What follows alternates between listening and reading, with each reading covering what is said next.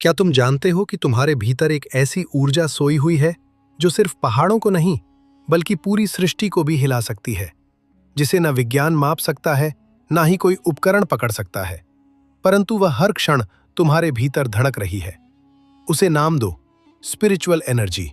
और अब समय आ गया है कि तुम उसे जगाओ। पर यह कोई साधारण यात्रा नहीं, यह वह मार्ग है जहां तुम्हें अपने भीतर के अंधकार से गुजरना होगा। अपने मोह, भय, क्रोध, वासना और भ्रम के पर्दों को हटाना होगा और इस रहस्यमयी साधना में प्रवेश करना होगा जो न प्राचीन ग्रंथों में पूरी तरह लिखी है, न ही गुरुओं ने इसे कभी सार्वजनिक किया है। परंतु इस श्रृंखला में हम एक एक करके खोलेंगे उन रहस्यों की ग्रहों को जो तुम्हें तुम्हारे मूल स्रोत से जोड़ती है। इस श्रृंखला में हम जानेंगे कि ऊर्जा क्या है, कैसे वह तुम्हारे भीतर संचित है, कैसे वह जागती है, कैसे उसका संतुलन बिगड़ता है और कैसे वही ऊर्जा तुम्हारे रिश्ते, जीवन और कर्म को बदल सकती है। ये कोई जानकारी नहीं, ये एक आंतरिक अनुभव है जो शब्दों से परे है। लेकिन आज हम उसे शब्द देंगे, भाव देंगे, दिशा देंगे, और जो भी इस यात्रा को अंत तक सुनेगा वो पहले जैसा नहीं रहेगा। वो अपने भीतर कुछ अजीब जागता हुआ पाएगा, एक कंपन, एक खिंचाव, एक प्रकाश जो कहेगा, मैं अब सोया नहीं रह सकता। तो यदि तुम तैयार हो उस शक्ति को पहचानने के लिए जो तुमसे तुमको मिलाने आई है, तो बस आंखें बंद करो और पहला भाग शुरू करो। क्योंकि ये सिर्फ एक वीडियो नहीं, ये तुम्हारी आत्मा की पुकार है। स्पिरिचुअल एनर्जी क्या है और ये कैसे जागती है? क्या तुमने कभी किसी व्यक्ति के पास बैठकर बिना कोई शब्द बोले ही गहराई से महसूस किया है कि वह कुछ अलग है? उसकी आंखों में एक शक्ति है, उसकी उपस्थिति में तुम्हारे विचार शांत हो जाते हैं, समय ठहर जाता है और भीतर कोई अनकही अनुभूति जाग जाती है। यह वही क्षण होता है जब तुम पहली बार अनजाने में ही स्पिरिचुअल एनर्जी को छू लेते हो। यह कोई साधारण ऊर्जा नहीं जो सिर्फ शरीर को चलाती है, यह वह आत्मबल है जो तुम्हारे अस्तित्व के भीतर छिपे ब्रह्मांडीय चुंबकत्व को जागृत करता है। और यही वह शक्ति है जिसके बिना न ध्यान सफल होता है, न साधना, न ही जीवन में स्थायी आनंद आता है। लेकिन इसे जगाने के लिए सिर्फ किताबें या शब्द नहीं, बल्कि अनुभव, अभ्यास और रहस्यमय विधियों की जरूरत होती है। और इन्हीं विधियों के बारे में आज से हम एक रहस्यमय यात्रा शुरू करने जा रहे हैं। क्योंकि आत्मा को पहचानना एक क्रिया नहीं, एक यात्रा है। इस ऊर्जा को जानना किसी विज्ञान की तरह नहीं, किसी प्रेम की तरह है, जहां न कोई नियम है, न कोई सीमा। सिर्फ एक ही शर्त है, संपूर्ण समर्पण। और जब तुम संपूर्ण समर्पण के साथ अपने भीतर झांकना शुरू करते हो, तब तुम महसूस करते हो कि शरीर तो केवल एक खोल है, असली शक्ति तो भीतर प्रवाहित हो रही उस सूक्ष्म ऊर्जा में है जिसे योगी प्राण शक्ति कहते हैं, साधक कुंडलिनी कहते हैं और आर्षी चैतन्य शक्ति के रूप में जानते हैं। ये शक्ति जन्म से तुम्हारे भीतर सुप्त होती है, लेकिन जब तक तुम इसे जगाते नहीं, तब तक ये तुम्हारे जीवन में चमत्कार नहीं करती। लेकिन जब ये जागती है, तो तुम एक सामान्य मनुष्य से एक दिव्य चेतना बन जाते हो।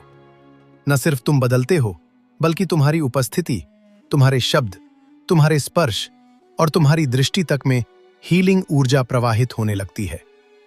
लेकिन सवाल यह है कि यह ऊर्जा आखिर है क्या? और क्यों हर संत, हर योगी, हर तांत्रिक इसी शक्ति को जगाने में अपना जीवन लगा देता है? दरअसल ये वही मूल शक्ति है जिससे पूरी सृष्टि बनी है। यही वह ऊर्जा है जिससे ब्रह्मा ने सृष्टि की रचना की। यही वह शक्ति है जिसे शिव ने तांडव में समय का चक्र चलाया। यही वह कंपन है जिससे ओंकार का स्वर गूंजता है। और यही वह स्पंदन है जो तुम्हारे शरीर के भीतर भी चल रहा है। लेकिन दुर्भाग्य से हम इसे पहचान नहीं पाते, क्योंकि हमारा ध्यान बाह्य दुनिया में बटा होता है। हम मोबाइल की स्क्रीन पर आंखें गड़ाए रखते हैं, जबकि आत्मा का स्क्रीन खाली पड़ा रहता है। हम दूसरों की लाइफ स्टोरी सुनते रहते हैं, लेकिन अपनी आत्मा की पुकार अनसुनी कर देते हैं, और इसलिए हमारी ऊर्जा गहरी नींद में चली जाती है। परंतु जब साधक आंखें बंद करता है, सांस की गहराई में उतरता है, मौन को अपनाता है और भीतर की यात्रा शुरू करता है, तब पहली बार उसे अपनी ही आत्मा से मुलाकात होती है। और उसी क्षण वह अनुभव करता है कि कुछ है जो भीतर हिल रहा है, कुछ है जो स्थिर होते ही जीवंत हो रहा है। यही वह क्षण है जब ऊर्जा जागृत होती है। परंतु इसे एक बार जगाने से कुछ नहीं होता। ये कोई स्विच नहीं जो ऑन किया और शक्ति बहने लगे। ये एक नदी है जो अभ्यास के सहारे गहराई तक उतरती है, और जब ये ऊर्जा प्रवाहित होती है तो शरीर के भीतर एक नया संगीत बजने लगता है। स्पाइन के भीतर एक प्रकाश उठने लगता है, विचार मंद होने लगते हैं और आत्मा की आवाज तेज होने लगती है। ये कोई कल्पना नहीं, बल्कि एक जीवंत अनुभव है जिसे हर युग में आर्षियों, मुनियों, सिद्धों और योगियों ने बताया है, और हर कोई जिसे आत्मबद्ध हुआ है उसने इसी ऊर्जा का साक्षात्कार किया है। लेकिन यह ऊर्जा न तो पैसे से आती है न डिग्रियों से। ये आती है भीतर की एकाग्रता, उपवास, संयम और आंतरिक साधना से। इसका पहला द्वार है प्राण। जब तुम अपनी सांस को गहराई से देखना शुरू करते हो, तब पहली बार तुम इस ऊर्जा की सतह को छूते हो, और जैसे जैसे ध्यान बढ़ता है तुम पाते हो कि सांस एक माध्यम बन गई है। उस सूक्ष्म शक्ति तक पहुंचने का योग्य कहता है, जहां प्राण वहां ध्यान, और जहां ध्यान वहां ऊर्जा, और तंत्र कहता है, जहां ऊर्जा वहां जागरण। लेकिन यह सिर्फ शुरुआत है, क्योंकि जब यह ऊर्जा ऊपर की ओर चढ़ती है तब यह सप्त चक्रों को जागृत करती है, और हर चक्र के साथ एक नई चेतना खोलती है। मूलाधार में यह शक्ति स्थिर होती है, लेकिन जब यह स्वाधिष्ठान तक पहुंचती है तो इच्छाएं शांत होने लगती हैं। जब मणिपुर में पहुंचती है तो आत्मबल प्रकट होता है। अनाहत में पहुंचने पर प्रेम का सागर फूटता है। विशुद्ध में सच्ची वाणी प्रकट होती है। आज्ञा में दिव्य दृष्टि जागती है, और सहस्त्रार में परम चेतना से मिलन होता है। और ये कोई दर्शन नहीं, ये एक जीवंत सत्य है जो भीतर घटित होता है। जब ये ऊर्जा सहस्रार में पहुंचती है तब साधक केवल साधक नहीं रह जाता, वह स्वयं ऊर्जा बन जाता है। उसके होने मात्र से वातावरण बदलने लगता है। परंतु यह यात्रा सरल नहीं। इसमें विकर्षण है, मानसिक रुकावटें हैं, सामाजिक दबाव है, शरीर की सीमाएं हैं, और सबसे बड़ा शत्रु स्वयं का अहंकार है। लेकिन जैसे ही तुम इन बाधाओं को पार कर लेते हो, तुम्हारा भीतर एक मंदिर बन जाता है, जिसमें कोई मूर्ति नहीं, कोई मंत्र नहीं, सिर्फ ऊर्जा का प्रकाश चल रहा होता है। वही ऊर्जा तुम्हें जीवन में वह सब देती है जिसे तुम बाहर ढूंढ रहे थे: आनंद, प्रेम, स्पष्टता, उद्देश्य और शांति। और तब तुम समझ पाते हो कि सच्ची साधना मंदिर जाने में नहीं, भीतर के मंदिर को प्रज्वलित करने में है। वही ऊर्जा तब तुम्हें संपूर्णता का अनुभव कराती है, और तुम जान जाते हो कि तुम सिर्फ शरीर नहीं, तुम सिर्फ नाम नहीं, तुम सिर्फ कर्मों के बंधन नहीं, तुम ऊर्जा हो। तुम वह शुद्ध चेतना हो जो अनंत है, अविनाशी है, और सृष्टि की मूल धारा से जुड़ी हुई है। यही है पहली सीढ़ी स्पिरिचुअल एनर्जी को पहचानना। और अब अगले भाग में हम जानेंगे कि प्राचीन ऋषियों ने इस ऊर्जा को जागृत करने के लिए कौन कौन सी रहस्यमयी साधनाएं विकसित की थीं, जिन्हें आज भी अपनाकर जीवन को रूपांतरित किया जा सकता है। ऋषियों की रहस्यमयी साधनाएं, आत्मशक्ति को जगाने के अनसुने रहस्य। जब तुम आत्मा की ऊर्जा को जगाने की यात्रा पर निकलते हो तो तुम्हारे भीतर एक अजीब सी बेचैनी जन्म लेती है। ये बेचैनी सामान्य नहीं होती। ये उस बीज की तलब होती है जो मिट्टी के अंधकार में पड़ा है, लेकिन सूर्य की रोशनी तक पहुंचने को व्याकुल है। ये बेचैनी वही है जिसे योगियों ने साधना का प्रारंभ कहा है।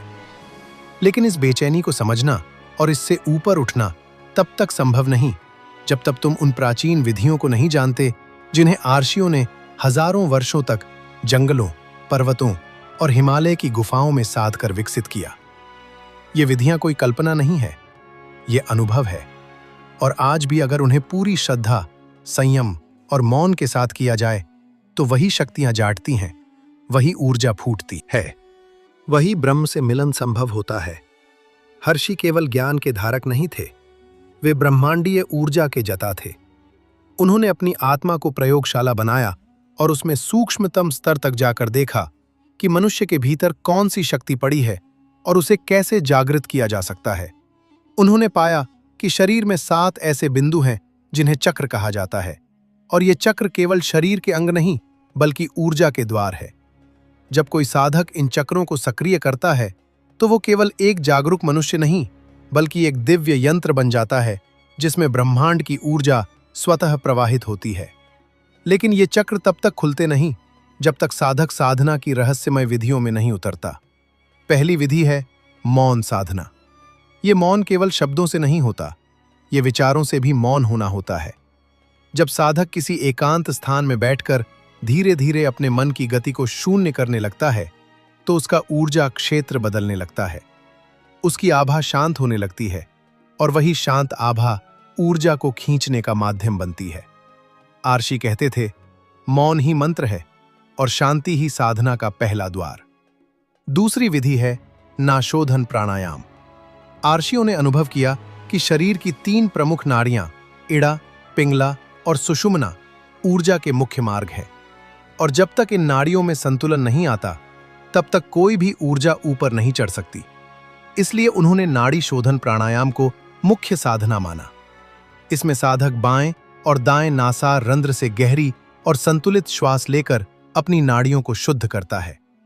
जैसे ही ये प्रक्रिया गहराती है, भीतर की शुद्धता जागती है और शरीर ध्यान के योग्य बनता है। तीसरी विधि है त्राटक, एकटक दृष्टि। जब साधक किसी दिया बिंदु या ध्यान चित्र को बिना पलक झपकाए देखता है, तो उसका मन धीरे धीरे स्थिर होता है, और जैसे ही मन स्थिर होता है, ऊर्जा सक्रिय होती है, क्योंकि ऊर्जा केवल स्थिरता में ही उत्पन्न होती है। ध्यान रहे, गति चेतना को बिखेरती है, स्थिरता उसे इकट्ठा करती है। यही कारण है कि आशिक घंटों तक आंखें बंद किए स्थिर बैठे रहते थे। बाहर से देखने पर वो शून्य लगते थे, लेकिन भीतर एक ब्रह्मांडीय विस्फोट हो रहा होता था। चौथी विधि है महामृत्युंजय जप। ये कोई साधारण मंत्र नहीं, ये जीवन और मृत्यु के बंधन को तोड़ने वाला कंपन है। ऋषियों ने पाया कि शब्द में ऊर्जा होती है, और जब कोई मंत्र बार बार उच्चारित होता है तो वो कंपन बनकर शरीर में ऊर्जा को जागृत करता है। यही कारण है कि महामृत्युंजय, गायत्री और ओंकार को मंत्रों का राजा कहा गया है। लेकिन शर्त यह है कि इनका उच्चारण श्रद्धा, भावना और पूर्ण एकाग्रता से हो। जब कोई साधक मंत्र को केवल जीभ से नहीं बल्कि आत्मा से जपता है, तो उस जप में कंपन उत्पन्न होता है, और वह कंपन धीरे धीरे ऊर्जा का रूप ले लेता है। पांचवी विधि है सूर्य साधना। आर्षियों ने देखा कि सूर्य केवल प्रकाश का स्रोत नहीं, चेतना का भी स्रोत है। और जब कोई साधक प्रातःकाल सूर्योदय के समय सूर्य को प्रणाम करता है, उसकी ओर निहारता है और प्राणायाम करता है, तो वो सूर्य की ऊर्जा को आत्मसात करता है। इससे शरीर की कोशिकाएं जागृत होती हैं और आत्मा में प्रकाश भरने लगता है। छठी विधि है पंच महाभूत ध्यान। यह साधना पंच तत्वों के माध्यम से होती है: पृथ्वी, जल, अग्नि, वायु और आकाश। जब साधक इन तत्वों से जुड़ता है, उनके साथ ध्यान करता है, तब उसके भीतर प्रकृति से सामंजस्य बढ़ता है, और वही सामंजस्य ऊर्जा को स्वाभाविक रूप से प्रवाहित करता है। आर्षि कहते थे, जो प्रकृति से जुड़ गया वो स्वयं ऊर्जा का स्रोत बन गया। सातवीं विधि है मौन उपवास। जब साधक न केवल मौन धारण करता है बल्कि एक समय के लिए आहार भी त्याग देता है, तो उसकी ऊर्जा बाहर के संसाधनों से हटकर भीतर की ओर प्रवाहित होती है, और यही प्रवाह भीतर के रहस्यों को खोलता है।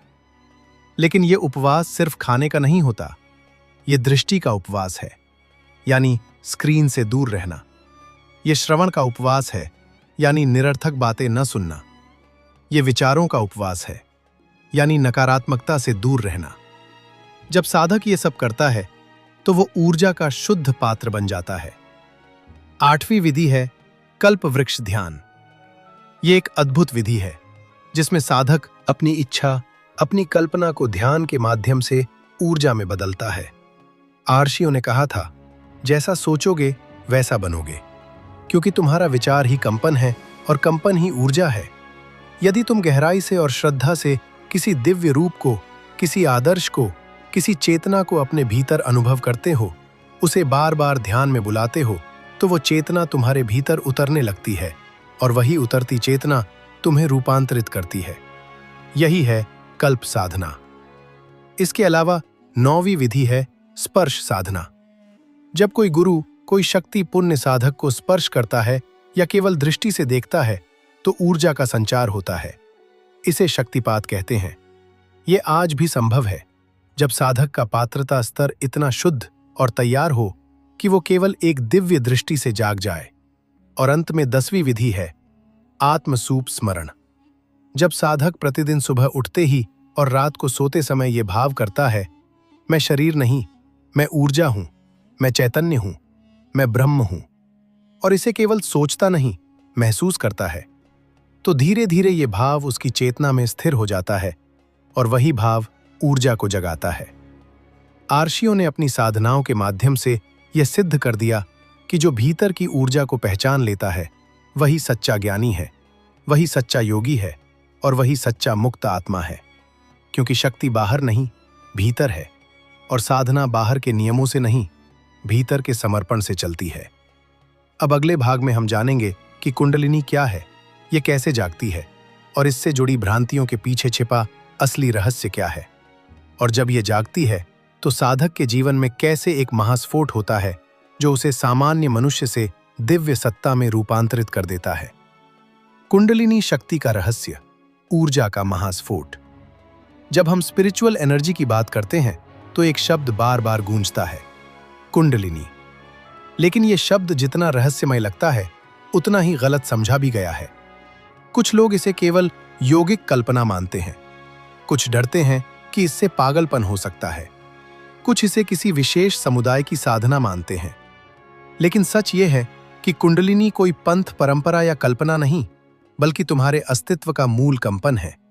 वो ऊर्जा जो तुम्हारे जीवन की आत्मा है, वो ऊर्जा जो शरीर में स्थूल रूप से सुप्त है पर चेतना के माध्यम से जागृत की जा सकती है।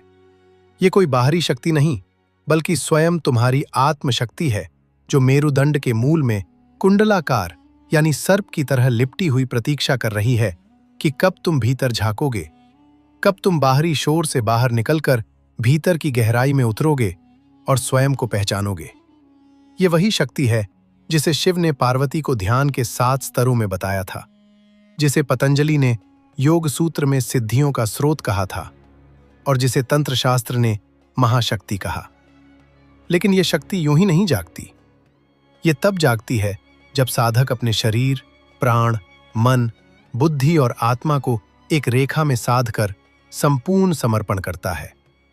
जब वो बाहरी आकर्षणों से मुक्त होकर भीतर की अग्नि में तपता है, जब वो असत्य से हटकर सत्य के स्पर्श को स्वीकार करता है, जब वह गुरु के वचन में, मौन के स्पंदन में और साधना की अग्नि में पूर्ण श्रद्धा से प्रवेश करता है, तब धीरे धीरे ये शक्ति हिलती है, सर्प की भांति फुफकारती है और फिर प्रकाश की गति से ऊपर उठती है। और ये उठना कोई सामान्य घटना नहीं, ये साधक के भीतर एक ऊर्जा विस्फोट होता है। ऐसा लगता है मानो शरीर के भीतर बिजली दौड़ गई हो, प्रकाश फूट पड़ा हो और चेतना एक ठीक क्षण में हजारों जन्मों के अंधकार को भस्म कर दे।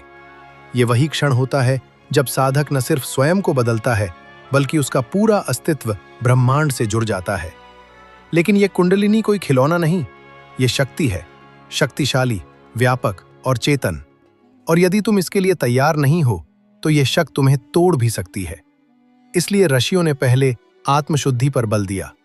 उन्होंने कहा, पहले शरीर को तपाओ, प्राण को संतुलित करो, विचारों को शांत करो, फिर ही शक्ति को स्पर्श करो। क्योंकि बिना पात्रता के शक्ति का विस्फोट संभाला नहीं जा सकता। यही कारण है कि गुरु का मार्गदर्शन आवश्यक होता है, क्योंकि गुरु केवल ज्ञान नहीं देता, वो शक्ति को नियंत्रित करने का रहस्य देता है। जब कुंडलिनी मूलाधार से जागती है तो वो स्वाधिष्ठान में भावनाओं की सफाई करती है, मणिपुर में इच्छाओं का शुद्धिकरण करती है, अनाथ में प्रेम को सार्वभौमिक बनाती है, विशुद्ध में वाणी को ब्रह्मवाणी में बदल देती है, आज्ञा में द्वैत को मिटाकर स्पष्टता देती है और सहस्रार में पहुंचकर ब्रह्म से मिलन कराती है। इस यात्रा में साधक की नींद बदल जाती है, भोजन बदल जाता है, दृष्टि बदल जाती है। वो जो पहले आकर्षण था, विकर्षण है भय था, और जो डलिनी के जागरण के बाद साधक की चेतना ऐसी हो जाती है जैसे कोई झील जिसमें न कोई लहर हो, न कोई विक्षोभ, सिर्फ एक गहराई और शांति हो। परंतु ये जागरण सरल नहीं, इसे लेकर कई भ्रांतियां हैं। कुछ लोग सोचते हैं कि कुंडलिनी को केवल एक बार ध्यान में बैठकर जागा जा सकता है। कुछ सोचते हैं कि वो जागते ही चमत्कार होने लगेंगे। लेकिन सच्चाई यह है कि कुंडलिनी जागरण एक निरंतर प्रक्रिया है। यह न केवल साधना बल्कि संयम, मौन, आहार, दृष्टि और विचारों की एकाग्रता से जुड़ी हुई प्रक्रिया है। यदि एक भी तत्व असंतुलित हो जाए तो ये शक्ति ऊपर नहीं चढ़ती बल्कि भीतर ही भीतर उलझ जाती है, और तभी साधक को भ्रम, भय, भ्रमित सपने और मानसिक क्लेश होने लगते हैं। इसीलिए आवश्यक है कि साधना के साथ संतुलन, ज्ञान के साथ विनम्रता और शक्ति के साथ शांति हो। कुंडलिनी शक्ति कोई रहस्य नहीं जिसे केवल कुछ साधु सन्यासी जानते हों, या हर व्यक्ति के भीतर है, तुम्हारे भीतर है। फर्क केवल जागरण का है।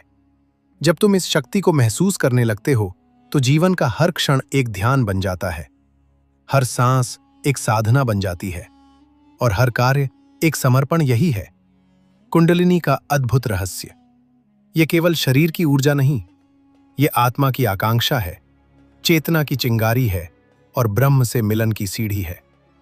अगले भाग में हम जानेंगे कि जब कुंडलिनी शक्ति पूरी तरह जाग जाती है तो साधक के भीतर कौन कौन से परिवर्तन होते हैं, मानसिक, भावनात्मक, शारीरिक और आत्मिक, और कैसे एक सामान्य जीवन से निकलकर वो ब्रह्म चेतना में प्रवेश करता है। जब कुंडलिनी जागती है, साधक के भीतर क्या क्या बदलता है। जब कुंडलिनी जागती है तो ये केवल एक ऊर्जा का प्रवाह नहीं होता बल्कि एक क्रांति होती है जो उस साधक के पूरे अस्तित्व को जोड़ देती है।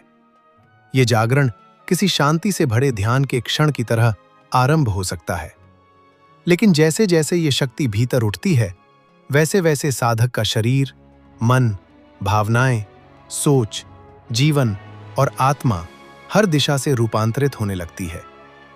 ये कोई कल्पना नहीं बल्कि हजारों वर्षों से अनुभूत, देखी और प्रमाणित की गई प्रक्रिया है जिसे योगियों ने, तांत्रिकों ने, ऋषियों ने और आत्मज्ञानी संतों ने स्वयं जीकर बताया है। लेकिन जब यह शक्ति जागती है तो सबसे पहले जो परिवर्तन होता है वो है शरीर में ऊर्जा का असामान्य रूप से बढ़ जाना। साधक को ऐसा लग सकता है कि वो बिना सोए भी आराम महसूस कर रहा है।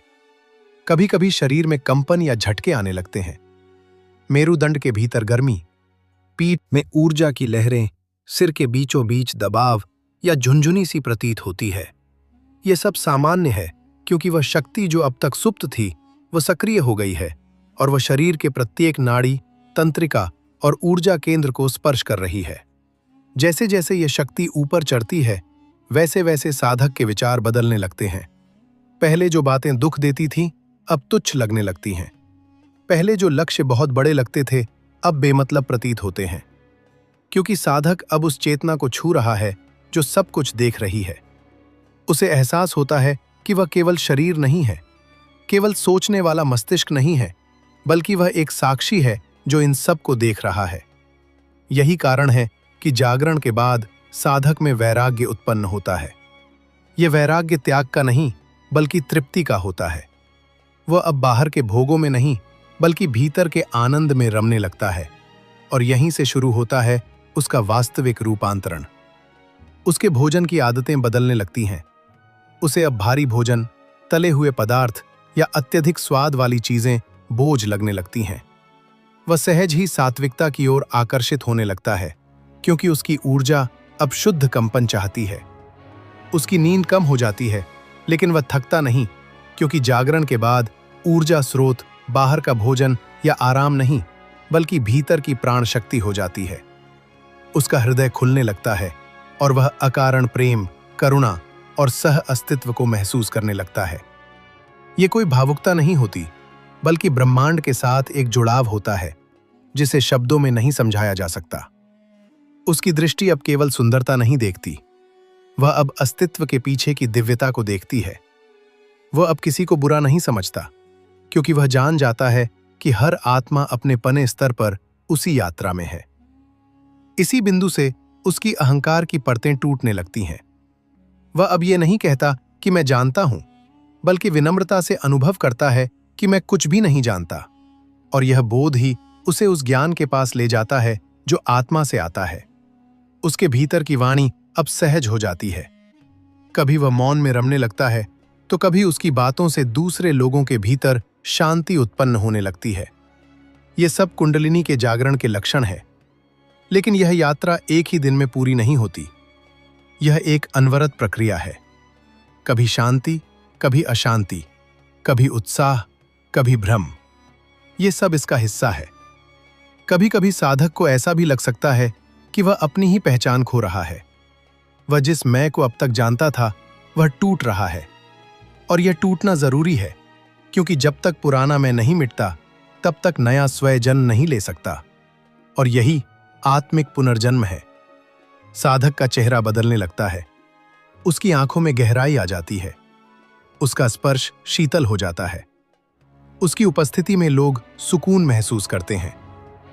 ये सब ऊर्जा की तरंगे हैं जो अब केवल भीतर ही नहीं रह जाती, बल्कि बाहर के वातावरण में भी फैलने लगती हैं। और यही कारण है कि कई बार साधक के पास बैठे हुए लोग भी अनजाने में शांति महसूस करते हैं, क्योंकि अब वह स्वयं एक ऊर्जा केंद्र बन चुका होता है। उसका जीवन अब प्रयोजनहीन नहीं होता। वह जानता है कि वह केवल पैसे कमाने, रिश्ते निभाने या संसार में नाम बनाने के लिए नहीं आया है, बल्कि वह इस पृथ्वी पर किसी उच्च चेतना के विस्तार का माध्यम है। और यही जागरण का अंतिम फल है। जीवन का उद्देश्य स्पष्ट हो जाना। लेकिन यह उद्देश्य बाहरी नहीं होता। यह भीतर की प्रेरणा से उपजता है। और वही साधक को बिना किसी भय या लालच के कर्म करने की ओर ले जाता है। जागरण के बाद साधक का संबंध केवल गुरु ग्रंथ या किसी संस्था से नहीं रह जाता। उसका संबंध अब अस्तित्व से होता है, और अस्तित्व स्वयं उसकी दिशा तय करता है। वो जहां जाता है, जो करता है, जैसे जीता है, वो सब उसकी चेतना से निर्देशित होता है। और यही होता है सच्चा जीवन योग। अब वो केवल साधक नहीं, बल्कि साक्षात ब्रह्म की अभिव्यक्ति बन जाता है। लेकिन इसका अर्थ ये नहीं कि वो आसमानों में उड़ता है। वो जमीन पर रहता है, सांसारिक कार्य करता है, लेकिन अब वो उनमें बंधता नहीं। अब वो भीतर से मुक्त होता है। जागरण के बाद कुछ साधकों को दिव्य अनुभूतियां भी होने लगती हैं, जैसे ध्यान में रंग दिखाई देना, दिव्य ध्वनियां सुनाई देना, प्रकाश की झलक, सूक्ष्म गंध, अद्भुत भावनाएं। ये सब संकेत हैं कि ऊर्जा अब सूक्ष्म स्तर पर चेतना को स्पर्श कर रही है। लेकिन इन अनुभवों में अटकना नहीं चाहिए, क्योंकि ये केवल रास्ते के फूल है, लक्ष्य नहीं। लक्ष्य है पूर्ण शून्यता, जहां कोई अनुभव भी नहीं रह जाता, केवल होना ही शेष रहता है।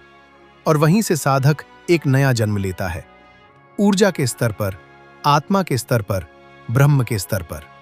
अब अगले भाग में हम जानेंगे कि क्या होता है जब ये जागृत ऊर्जा बाहर की दुनिया से टकराती है। समाज, रिश्ते, भीड़ और संसार के बीच साधक अपनी ऊर्जा को कैसे संभाले, यही होगी हमारी अगली कड़ी। एक जटिल लेकिन जरूरी चरण, जिसे कहते हैं ऊर्जा का संतुलन। जागृत ऊर्जा का संतुलन संसार में रहते हुए कैसे संभाले।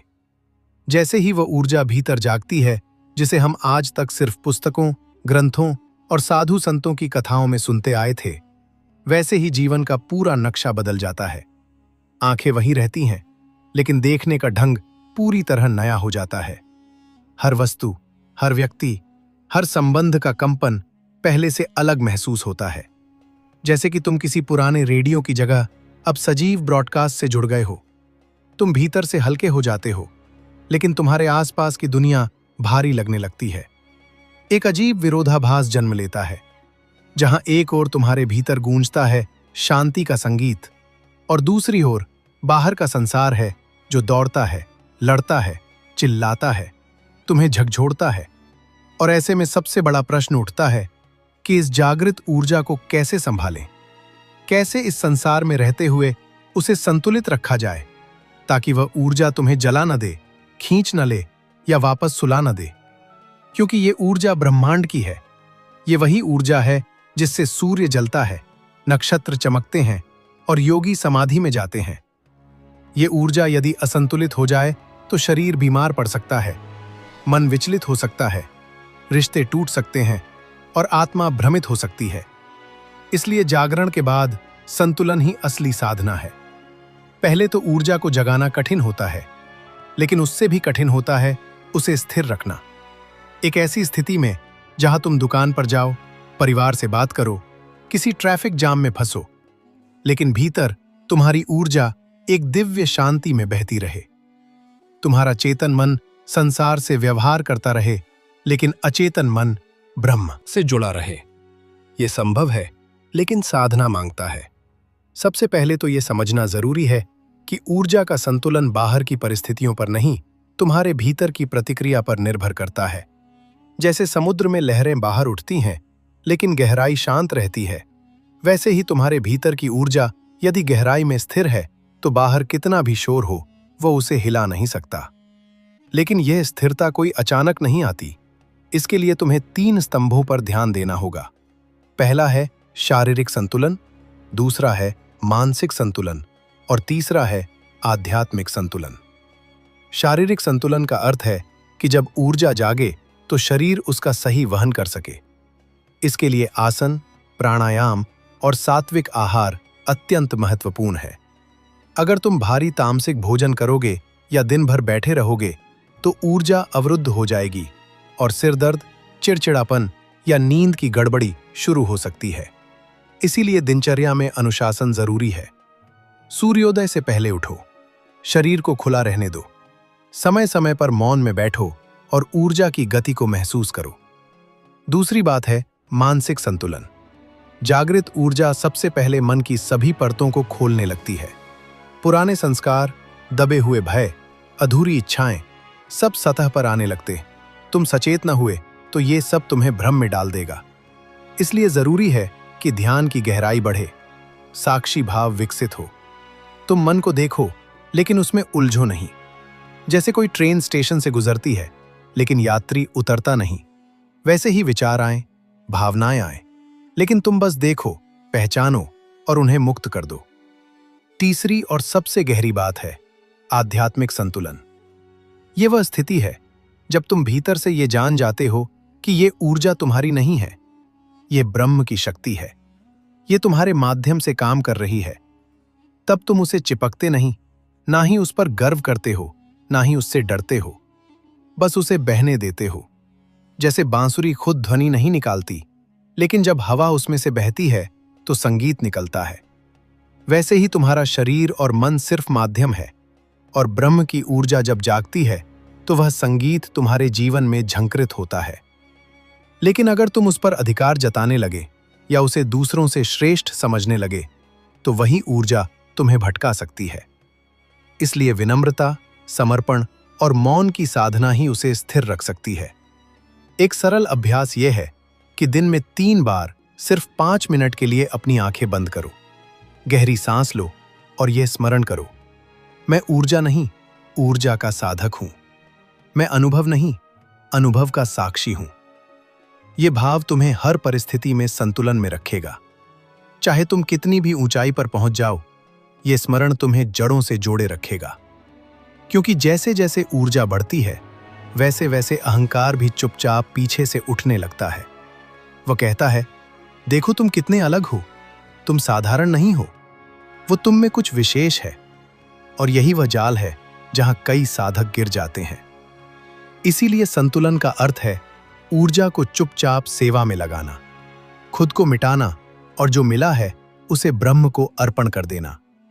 संसार में रहकर ऊर्जा को संभालना कोई पलायन नहीं, बल्कि सर्वोच्च योग है। ये वही स्थिति है जहां अर्जुन रणभूमि में रहकर भी स्थिर चित्त रहता है। ये वही स्थिति है जहां बुद्ध राजमहल छोड़कर जंगल जाते हैं, लेकिन अंत में नगर में लौटकर उपदेश देते हैं। जागृत ऊर्जा का अर्थ है कि तुम रोशनी बन चुके हो, लेकिन अब तुम्हें उस रोशनी को दूसरों के अंधकार में फैलाना है, बिना दिखावे, बिना अहंकार, बिना थकावट के, जैसे दिया जलता है, बस शांत, लगातार और मौन। अगर तुम ये कर पाओ तो तुम ऊर्जा के मालिक नहीं बल्कि उसके भक्त बन जाओगे। और वहीं से असली संतुलन शुरू होता है, जहां भीतर शक्ति है लेकिन बाहर नम्रता है, जहां भीतर प्रकाश है लेकिन बाहर सादगी है, और जहां भीतर ब्रह्म है लेकिन बाहर प्रेम है। यही है जागृत ऊर्जा का संतुलन। संसार में रहते हुए, सब कुछ करते हुए, फिर भीतर मौन और मुक्त रहना। ऊर्जा का सही उपयोग। इच्छा, ध्यान और कर्म के बीच संतुलन। जब आत्मा की ऊर्जा जागती है तो वो केवल भीतर ही नहीं, बाहर भी हलचल मचाती है। उसकी तीव्रता से विचार चंचल हो जाते हैं, इच्छाएं बलवती होने लगती हैं और कर्म की दिशा अनियंत्रित होने लगती है। जैसे बिजली का करंट सही दिशा में न जाए तो जला देता है, वैसे ही जागृत ऊर्जा अगर सही रूप में प्रयुक्त न हो तो साधक का अंत आत्मविनाश में हो सकता है। और यही कारण है कि प्राचीन योगी शक्ति के जागरण के साथ साथ विवेक और संतुलन की साधना को सबसे पहले रखते थे, क्योंकि बिना संतुलन के शक्ति केवल विनाश करती है, निर्माण नहीं। जब किसी के भीतर ऊर्जा का प्रवाह तीव्र होता है तो उसकी इच्छा शक्ति भी बढ़ जाती है। वो जो सोचता है वही घटने लगता है, जो चाहता है वो उसकी ओर खींचने लगता है। परंतु यहीं पर सबसे बड़ा खतरा भी होता है, क्योंकि यदि इच्छाओं की दिशा भटकी तो ऊर्जा का उपयोग भोग और वासना की ओर हो जाता है और साधक पतन की ओर बढ़ने लगता है। इसीलिए महर्षि पतंजलि ने भी योग के प्रथम सोपान में यम और नियम को रखा, ताकि साधक की दिशा तय हो, नियत शुद्ध हो, तभी ध्यान और ऊर्जा का सही तालमेल बनता है। ध्यान का कार्य है ऊर्जा को केंद्रित करना, इच्छाओं का कार्य है ऊर्जा को गति देना और कर्म का कार्य है ऊर्जा को रूप देना। और जब ये तीनों एक लय में हो तभी जीवन में संतुलन आता है। जैसे नदी अगर बहती जाए लेकिन दिशा ना हो तो वो दलदल बन जाती है, लेकिन अगर बहाव, दिशा और गहराई तीनों हो तो वही नदी समंदर से मिलती है। वैसे ही साधक की जागृत ऊर्जा जब इच्छा, ध्यान और कर्म में सामंजस्य बनाती है तो वह ब्रह्म से मिलती है। अब प्रश्न है, ये संतुलन कैसे हो? सबसे पहले इच्छा का निरीक्षण करना पड़ता है। साधक को स्वयं से पूछना होता है, मैं ये क्यों चाहता हूं? ये इच्छा किससे जन्मी है? भय से, अहंकार से या प्रेम से? क्योंकि यदि इच्छा भय से उत्पन्न है, जैसे लोग मुझे छोड़ देंगे, मैं असफल हो जाऊंगा, मैं पीछे रह जाऊंगा, तो वह ऊर्जा को जकड़ लेती है। यदि इच्छा अहंकार से है, जैसे मैं श्रेष्ठ दिखूं, मैं दूसरों को पीछे छोड़ दूं, तो वह ऊर्जा को दूषित कर देती है। लेकिन अगर इच्छा प्रेम से है, जैसे मैं सभी के कल्याण के लिए कुछ करूं, मैं उस शून्यता को भरने चला हूं जो वर्षों से आत्मा को पुकार रही है, तो वही इच्छा ऊर्जा का सही उपयोग करती है। ध्यान, यह वह आईना है जो इच्छा की गहराई को दिखाता है। जब ध्यान में बैठते हो तो इच्छाएं उठती हैं, कुछ धुंधली, कुछ तीव्र, लेकिन जो ध्यान की अग्नि में जल नहीं पाती वही सच्ची होती है।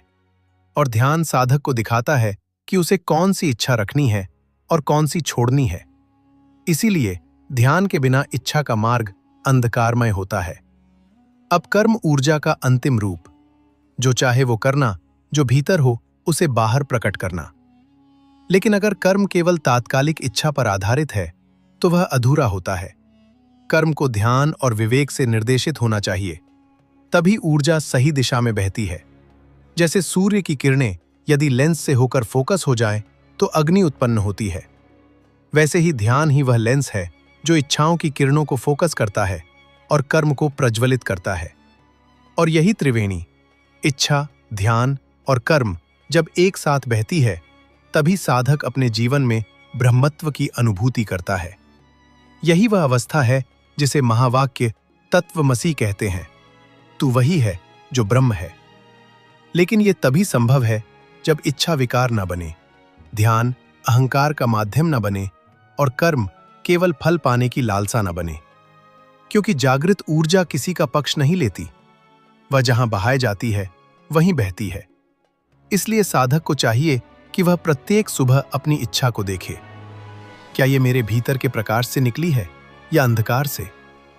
फिर ध्यान में बैठकर ऊर्जा को उस इच्छा की ओर बहने दे और फिर दिन भर के कर्मों में उस ऊर्जा को साकार करें। और रात को सोने से पहले ये जांचे कि मेरी ऊर्जा आज कहाँ गई, क्रोध में, चिंता में या करुणा में? ये 3 प्रश्न, मेरी इच्छा कैसी थी, ध्यान कितना गहरा था और कर्म कितना निर्मल था, यही जागृत ऊर्जा के उपयोग का सूचक बनते हैं। और यही वह कला है जो साधक को शक्ति में पग भर डुबोती है, लेकिन डुबोने से नहीं तैराकर पार ले जाती है। बहुत से लोग सोचते हैं कि शक्ति आ जाए फिर संभाल लेंगे, लेकिन सच्चाई यह है कि शक्ति तभी आती है जब आप पहले से तैयार होते हो। जैसे वज्रपात उसी पर्वत पर होता है जो पहले से तैयार हो, वैसे ही ब्रह्मांड की ऊर्जा उसी साधक के भीतर उतरती है जिसने अपने भीतर की इच्छाओं को शुद्ध किया हो, ध्यान को जीवन का केंद्र बनाया हो और कर्म को सेवा का माध्यम बनाया हो। इसीलिए शक्ति के उपयोग का पहला नियम है, पहले अपने जीवन को तैयारी बनाओ। हर विचार, हर भावना, हर इच्छा, ये सब परीक्षा है। ऊर्जा उसी को मिलती है जो इन परीक्षाओं में खरा उतरता है।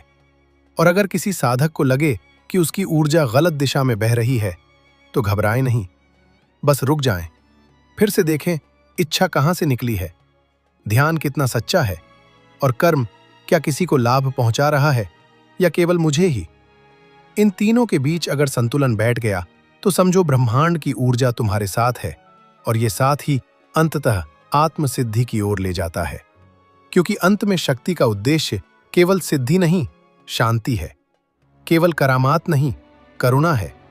केवल शक्ति प्रदर्शन नहीं, आत्मा की सेवा है। और यही है ऊर्जा का सही उपयोग, यही है साधना का सार। ऊर्जा और संबंध, क्या आपकी ऊर्जा दूसरों को बदल सकती है? तूने कभी बिना कुछ कहे किसी का मन बदलते देखा है? कभी किसी की आंखों में सिर्फ मौन से बहते संदेशों को पढ़ा है? कभी किसी के स्पर्श से अपनी व्यथा मिटती हुई महसूस की है? ये ऊर्जा है जो शब्दों से पहले बोलती है, भावों से गहरी उतरती है और आत्मा की दीवारों पर दस्तक देती है।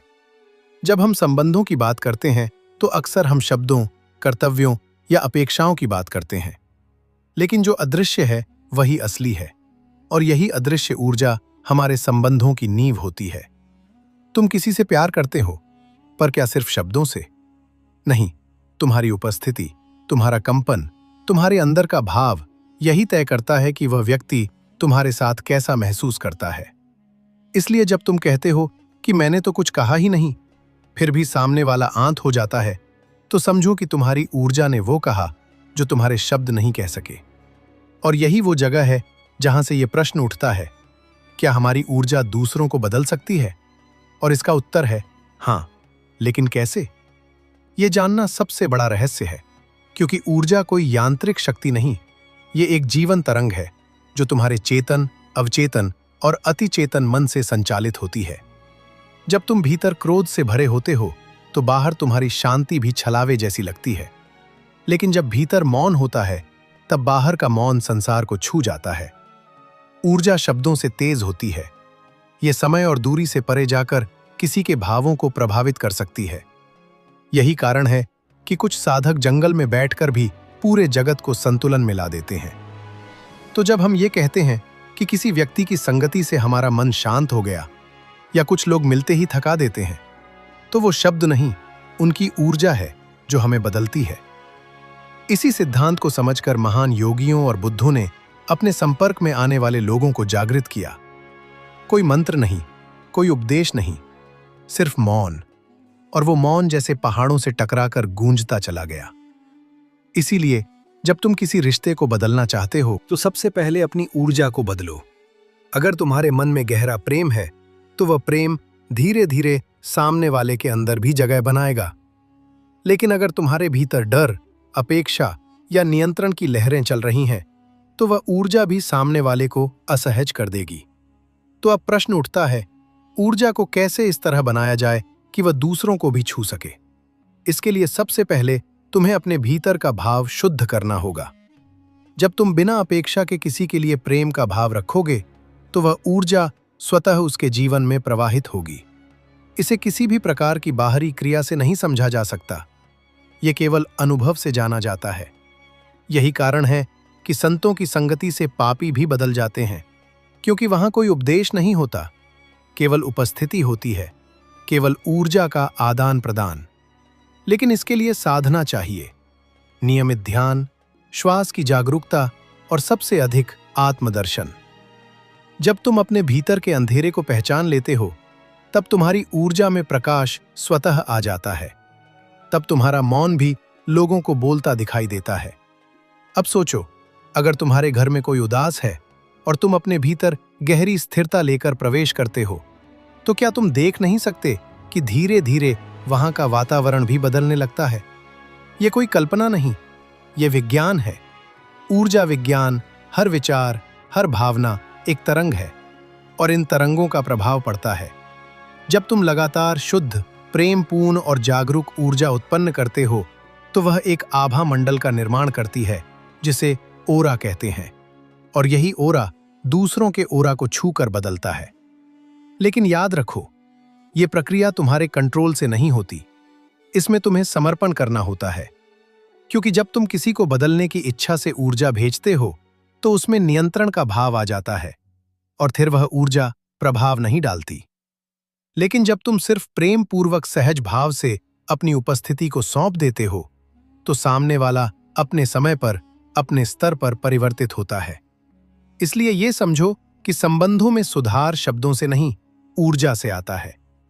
लेकिन यह ऊर्जा तभी कार्य करती है जब उसमें शुद्धता और मौन हो, जब उसमें अपेक्षा नहीं, केवल करुणा हो। और यही वह बिंदु है जहां साधक और सामान्य व्यक्ति में अंतर होता है। सामान्य व्यक्ति हमेशा प्रतिक्रिया करता है और साधक केवल कंपन फैलाता है। उसकी उपस्थिति ही शांति है, उसकी ऊर्जा ही संवाद है। इसलिए अगर तुम्हारा बच्चा तुम्हारी बात नहीं सुनता तो पहले अपने भीतर झांको। क्या तुम खुद शांत हो? क्या तुम्हारी ऊर्जा में वह स्थिरता है जो उसे छू सके? अगर नहीं तो फिर बाहर कुछ कहने का लाभ नहीं। पहले भीतर सुधारो, क्योंकि सत्य यह है कि जो तुम हो वही सामने वाला अनुभव करता है। इसीलिए कहा गया, संसार को बदलना है तो स्वयं को बदलो, क्योंकि जब तुम बदलते हो तो तुम्हारी ऊर्जा बदलती है, और जब ऊर्जा बदलती है तब तुम्हारा संसार बदलने लगता है। ये क्रांति भीतर से शुरू होती है, बाहर तक फैलती है और फिर धीरे धीरे संबंधों को रूपांतरित कर देती है। इसलिए याद रखो, तुम्हारी ऊर्जा एक अमोघ अस्त्र है जिसे साधकर तुम न केवल खुद को बल्कि अपने चारों ओर के पूरे जगत को भी बदल सकते हो। ऊर्जा के अवरोध कौन रोकता है? तुम्हारे भीतर की शक्ति को। तुम्हारे भीतर जो ऊर्जा है वह शांत नहीं है, वह सोई नहीं है, वह थकी हुई भी नहीं है, लेकिन फिर भी वह प्रकट नहीं हो रही, क्योंकि रास्ते में कोई है जो उसे रोक रहा है, कोई है जो उसे दबा रहा है, और वह कोई और नहीं, तुम्हारा अपना ही मन है, तुम्हारी अपनी ही स्मृतियां हैं, तुम्हारे ही भीतर जन्मे संशय हैं, भय हैं, और उन सबसे अधिक तुम्हारी मान्यताएं हैं जो बचपन से तुम्हारे भीतर बोई गईं। जैसे तू कमजोर है, तेरे बस की बात नहीं, जीवन संघर्ष है, दूसरे जिम्मेदार हैं तेरे दुख के लिए। और जैसे ही ये बीज तुम्हारे भीतर पड़ते गए, वैसे ही तुम्हारी आत्मा की ऊर्जा पर परतें चढ़ती गईं। जैसे स्वर्ण के ऊपर धूल की परतें हों, जैसे सूरज के ऊपर घटा छा जाए, जैसे दीपक हो पर उस पर काली खलिपटी हो। और तब तुमने खुद से नजरें फेर ली, तुमने संसार पर उंगली उठाई, तुमने समय को दोष दिया और ये ना सोचा कि जो भीतर सोया है उसकी चाबी बाहर नहीं बल्कि अंदर ही है। परंतु सवाल उठता है, कौन रोकता है तुम्हारी शक्ति को? क्या कोई और? नहीं कोई और नहीं, बल्कि वह संस्कार जो तुमने स्वीकार किए, वह वचन जो तुमने अपने ही मन में बार बार दोहराए, मुझसे नहीं होगा, मेरी किस्मत ही खराब है, मेरे पास समय नहीं, सब कुछ कठिन है। ये वाक्य मंत्र बन गए, लेकिन विनाश के मंत्र। और जैसे जैसे तुम इन्हें दोहराते रहे, वैसे वैसे तुमने अपने चारों ओर एक अदृश्य बंधन बुन दिया। वो बंधन किसी रस्सी का नहीं था, किसी ताले का नहीं था, वह विचारों की श्रृंखला थी, नकारात्मकता की जेल थी। और उस जेल का दरवाजा बाहर की तरफ खुलता है, लेकिन तुम्हें भ्रम यह रहा कि वो भीतर बंद है। तुमने कभी धक्का नहीं दिया, कभी भीतर की शक्ति को ललकारा नहीं, कभी मन को आदेश नहीं दिया कि चुप रहो, बल्कि तुमने उसे और अधिकार दिया। और वही मन जो तुम्हारी सेवा में था, वही तुम्हारा स्वामी बन गया, वही तुम्हारी ऊर्जा को खा गया, उसी ने तुम्हारे प्राणों की धारा को बिखेर दिया।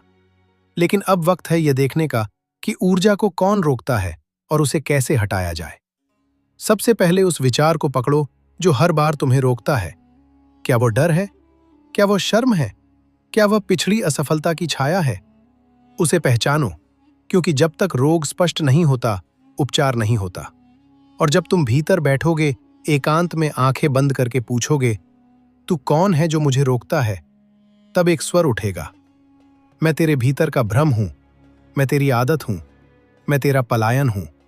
और जैसे ही तुम ये पहचान लोगे, तुम्हारा पहला अवरोध टूट जाएगा। लेकिन यहीं खत्म नहीं होता। दूसरा अवरोध है बाहरी शोर, समाज की धारणाएं, परिवार की अपेक्षाएं, मित्रों की हंसी, आलोचना का भय, लोग क्या कहेंगे का जहर। यह धीमा जहर है जो आत्मा को धीरे धीरे मारता है और तुम अपनी सच्ची शक्ति से दूर हो जाते हो, क्योंकि तुमने दुनिया के चश्मे से खुद को देखना शुरू किया। लेकिन ध्यान रहे, तुम संसार की राय नहीं हो, तुम परम स्रोत की संतान हो, और कोई भी राय तुम्हारी ऊर्जा की माप नहीं कर सकती। लेकिन जब तक तुम इस राय को खुद पर हावी होने देते हो, तब तक तुम्हारी ऊर्जा भी गुलाम बन जाती है। इसलिए तो बुद्ध जंगल गए, महावीर मौन हुए, नचिकेता ने मृत्यु से प्रश्न किया, क्योंकि सत्य खोजने के लिए भीतर उतरना पड़ता है। तीसरा अवरोध है अपनी ही शक्ति से डरना। हाँ, यह सबसे सूक्ष्म और छुपा हुआ डर है।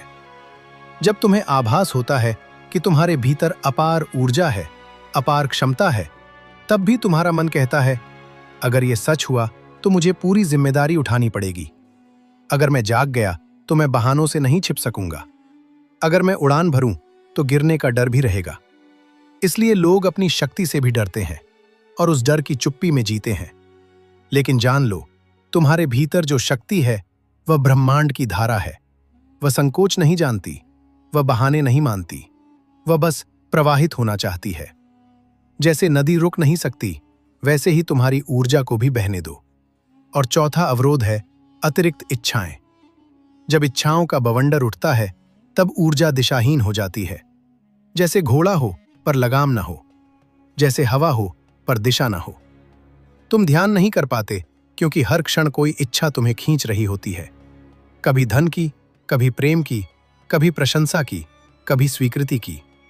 और तुम भूल जाते हो कि जितनी ऊर्जा इन इच्छाओं में खर्च होती है, उतनी अगर आत्मग्रहण में लगती तो जीवन एक ज्योति बन जाता। इसलिए अवरोधों को मिटाना कोई युद्ध नहीं, ये एक साक्षी बनने की यात्रा है। तुम्हें बस देखना है कौन सा विचार ऊर्जा खा रहा है, कौन सा संबंध तुम्हारी आत्मा को विषैला बना रहा है, कौन सा संबंध तुम्हारी आत्मा को विषैला बना रहा है, कौन सा अभ्यास तुम्हें खोखला कर रहा है, और कौन सा डर तुम्हारे हाथ बांध रहा है। जब ये सब तुम देख लोगे, जब ये सब स्पष्ट हो जाएगा, तब तुम अनुभव करोगे कि तुम्हारे भीतर कोई ऊर्जा बाहर फूटने को तैयार है। वह शक्ति जो अब तक परतों में दबी थी, वह अग्नि जो राख में थी, वह दीप्ति जो झूठे विश्वासों में छिपी थी, अब बाहर आना चाहती है। और जैसे ही वह बाहर आएगी, जीवन बदल जाएगा। परिस्थितियां नहीं, तुम्हारी चेतना बदलेगी। और चेतना बदलेगी तो तुम्हारा दृष्टिकोण बदलेगा। और जब दृष्टिकोण बदलेगा तो वही संसार स्वर्ग बन जाएगा। वही तुम जो कल रो रहा था, आज मुस्कुरा रहा होगा। क्योंकि अब कोई और शक्ति तुम्हें रोक नहीं सकती, क्योंकि तुमने जान लिया है कि सबसे बड़ा अवरोध तुम स्वयं थे, और सबसे बड़ी बड़ी मुक्ति भी तुम स्वयं हो। अब निर्णय तुम्हारे हाथ में है। अवरोधों को पकड़कर बैठोगे या उन्हें पहचान कर मुक्त हो जाओगे।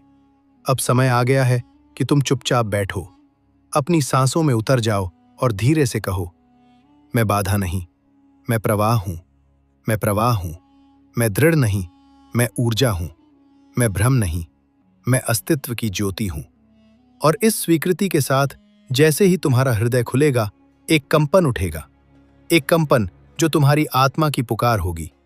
और तब तुम्हारे भीतर का ब्राह भी मुस्कुरा उठेगा। तू जाग गया, अब कोई तुझे रोक नहीं सकता। ऊर्जा का विस्तार। क्या तुम ब्रह्मांड को प्रभावित कर सकते हो?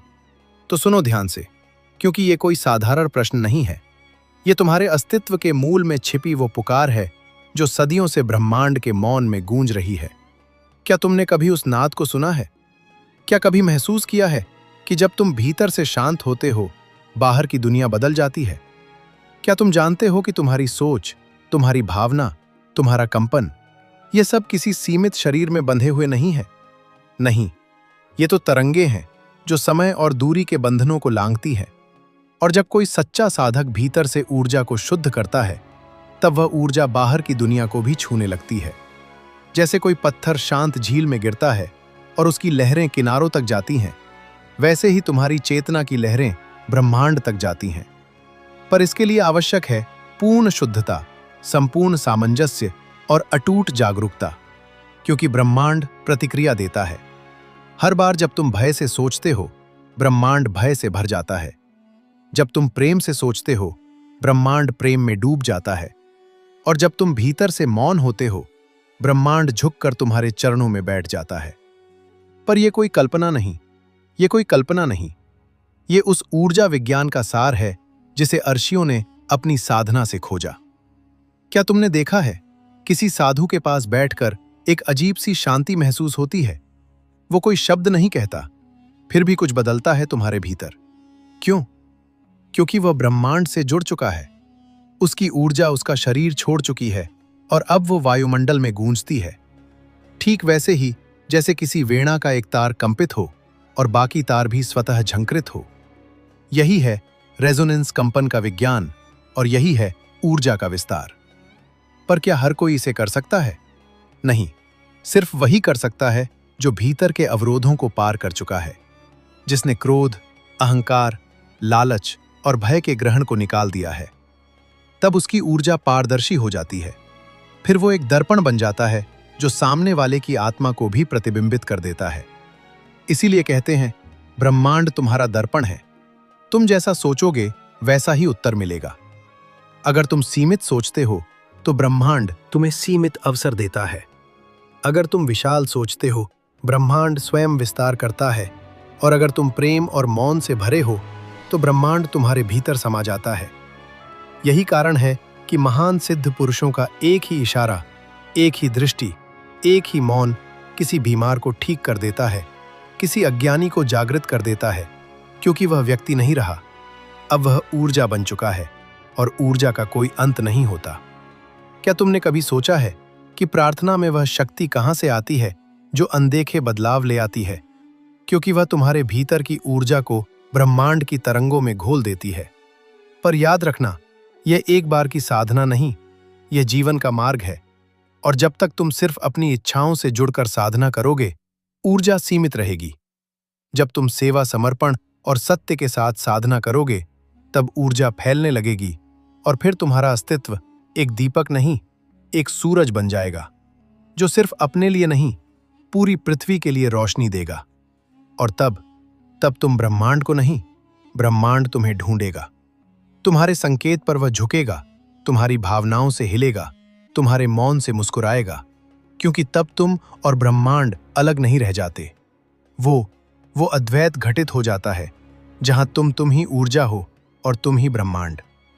बस एक बात याद रखो, ऊर्जा का विस्तार तभी संभव है जब तुम भीतर से रिक्त हो, जब तुम मैं से मुक्त हो, और जब तुम प्रेम, मौन और ध्यान के पुल से ब्रह्मांड की तरफ झांकते हो, तभी ऊर्जा की यह यात्रा शुरू होती है, जो अंतहीन है, विराट है और दिव्य है।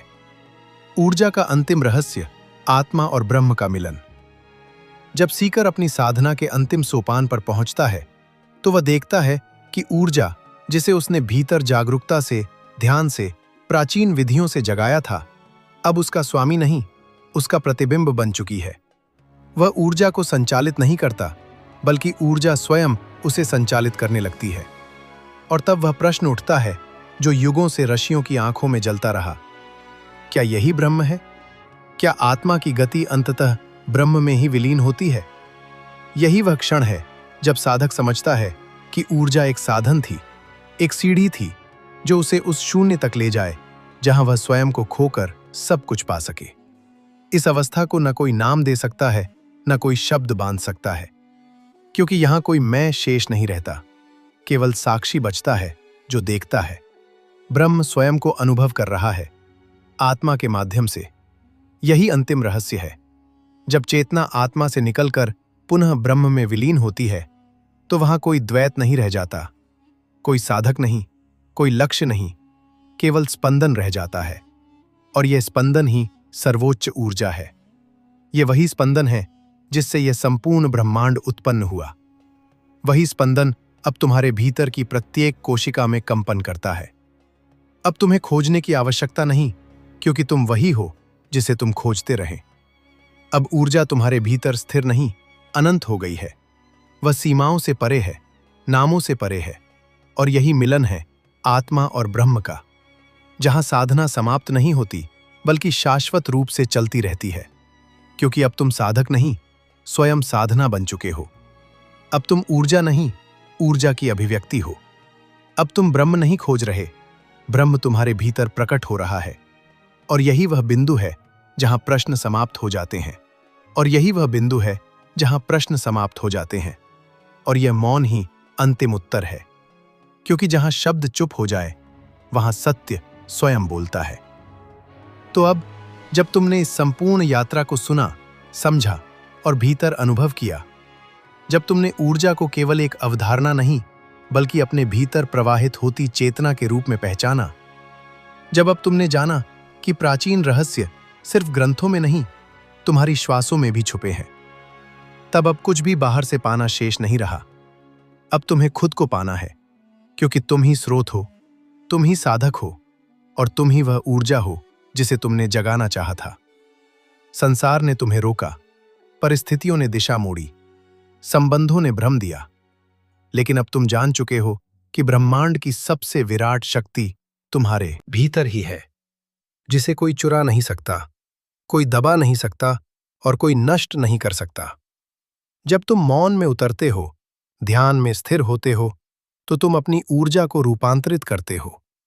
वो ऊर्जा जो कभी क्रोध थी अब करुणा बनती है, जो कभी भय थी अब प्रकाश बनती है, और जो कभी पीड़ा थी अब ब्रह्मानंद बन जाती है।